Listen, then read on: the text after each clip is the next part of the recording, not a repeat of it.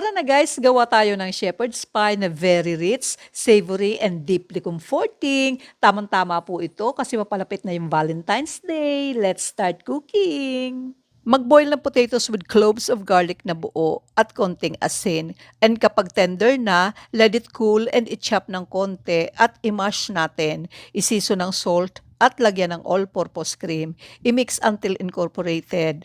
Lalagyan din natin ng butter at parmesan cheese. I-beat natin using hand mixer hanggang smooth na ang mixture.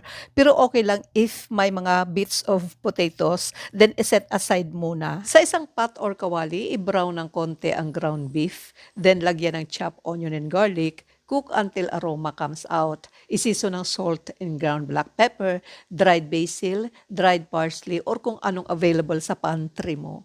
Lagyan ng Worcestershire sauce and soy sauce. Mix very well. Pagkatapos ng few seconds, lagyan ng tomato sauce at tomato paste, then mix very well. Lalagyan natin ng flour at frozen mixed veggies. Lutuin ng few seconds and turn off the heat. I-transfer na sa baking dish ang cooked ground beef. Ang size ng baking dish is depende kung gaano karami ang lulutuin mo and spread na natin evenly. Next, ilagay na natin ang mashed potato topping on top ng ground beef and spread na natin evenly.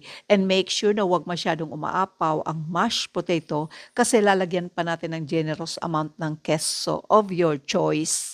Ang gamit ko is quick melt cheese only. For extra glossy, lagyan ng butter. Naka-preheat na ang oven sa 200 degrees Celsius at i-bake na ang pie ng ilang minutes or until slightly brown na ang topping at nagmelt na ang keso. Ipa-cool down muna natin o rest ang shepherd's pie before serving for best texture and flavor. Optional if gusto mong lagyan ng fresh basil or parsley. So ano pang inaanday ninyo? Kainan na!